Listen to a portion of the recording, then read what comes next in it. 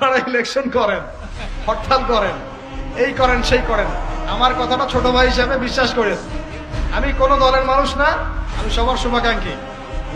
এই বাংলাদেশ ঈসা আলাইহিস সালাম শাসন করবে, এই ভারত ঈসা আলাইহিস সালাম শাসন করবে, এই জেরুজালেম ঈসা আলাইহিস সালাম শাসন করবে, এই আরবের যত কান্ট্রি দেখতেছেন সবগুলো ঈসা আলাইহিস সালাম শাসন করবে। তার আগ পর্যন্ত আপনারা এই খেলা চালাইতে থাকেন, কোনো লাভ নাই, আস্তে আস্তে সব শেষ হয়ে যাবে। এখন একটা মজার প্রশ্ন, এই প্রশ্নটাই শেষ করি। ইমাম মাহদী আবার কখন আসবে?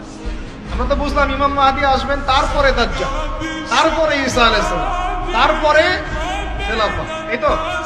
ইমাম মাহদী আবার কখন? আমাদের বুয়েটের মাহদী বের হয়, পাঞ্জাব থেকে মাহদী বের হয়, হ্যাঁ, বাংলাদেশের ওই কোনায় মাহদী বের হয়, সৌদি আরব থেকে ওই কোনা থেকে মাহদী বের হয় না? খুব ভালো করে মনে রাখবেন, যতক্ষণ এই বিশ্বে একটা মালহামা না হচ্ছে মাহদী আসছেন না। কথা ক্লিয়ার? এই বিশ্বে যতক্ষণ একটা মালহামা না হচ্ছে মাহদী আসছেন না। তিনি আসবেন ফাতিমা রাদিয়াল্লাহু আনহার বংশ থেকে। কার বংশ? তার আসল নাম মুহাম্মদ। কি নাম? তার নাক উঁচু, নাক একদম উঁচু, খাড়া, কপাল চওড়া, চেহারার গড়নটা আমাদের নবী সাল্লাল্লাহু আলাইহি ওয়াসাল্লাম। তার বাবার নাম হবে আব্দুল্লাহ, তার মায়ের নাম হবে আমিনা। তিনি দায়িত্ব নিতে চাইবেন না, তিনি দায়িত্ব নিতে চাইবেন না। তিনি দায়িত্ব না নেওয়ার জন্য মদিনা থেকে পালিয়ে মক্কায় চলে আসবেন। ভয়ে আমাকে দায়িত্ব দিও না, এই ভয়ে। ও তিনি আরবি ভাষায় কথা বলবেন, বাংলা ভাষায় না। এখনকার মাহাদিরা পাঞ্জাবি ভাষায়, বাংলা ভাষায় কথা বলেন, ঠিক আছে?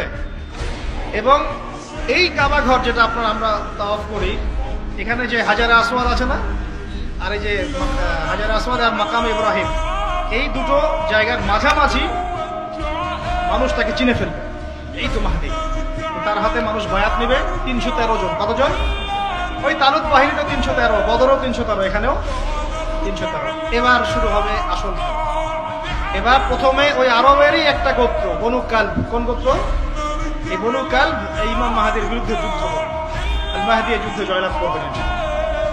তারপরে সিরিয়া, শাম থেকে, শাম মানে শুধু সিরিয়াই না, ওই পুরো অঞ্চলটাই শাম, ওখান থেকে একটা দল আসবে এই মাহদীর সাথে যুদ্ধ করার জন্য। আল্লাহ পাক তাদেরকে মক্কা মদিনার মাঝখানে বাইদা নামক জায়গায় বসে। কোন জায়গা? কথা বুঝতে পারছি? এরপরে মুসলমানদের আর কোনো পতন নাই, আর পিছনে ফিরে তাকানোর কোনো সুযোগ নাই। মুসলমানরা আর মাথা নিচু করবে না ইনশাল্লাহ কোনোদিনের জন্য। তারপর চলতে থাকবে খালি ইসলামের বিজয় আর বিজয় আর বিজয় আর। আল্লাহু আকবার। এভাবে চলবে। তবে মাহদী কখন আসবেন? আগে মালহামা, তারপর মাহদী। মালহামা কি তাহলে? এটা হচ্ছে একটা বিশাল যুদ্ধ। এটা কি? কেমন যুদ্ধ? নবীজি বলেছেন, এই রোমকরা, ইউরোপিয়ানরা তোমাদের সাথে অচিরেই চুক্তি ভঙ্গ করবে এবং 80টা পতাকা নিয়ে তোমাদের বিরুদ্ধে ওরা যুদ্ধ করবে। এই মালহামাটা হবে ইরাকের ফোরাত নদীর নিচেই হোক আর পাশেই হোক, আল্লাহ ভালো জানেন। ওখানে সোনার পাহাড়কে কেন্দ্র করে। কি কেন্দ্র করে? এই সোনা মানে সত্যিকারের সোনাও হতে পারে, অথবা তেলও হতে পারে, আল্লাহ ভালো জানেন। তেল তো এখন সোনার জায়গা দখল করেছে, করে নাই? এই বিশ্বে তো সোনা চলে না, কি চলে? তেল। তো এটাকে কেন্দ্র করে যুদ্ধ হবে। নবীজি বলেছেন ওই যুদ্ধে এত ভয়াবহ হবে যে 100 জন যোদ্ধার মধ্যে 99 জনই মারা যাবে না।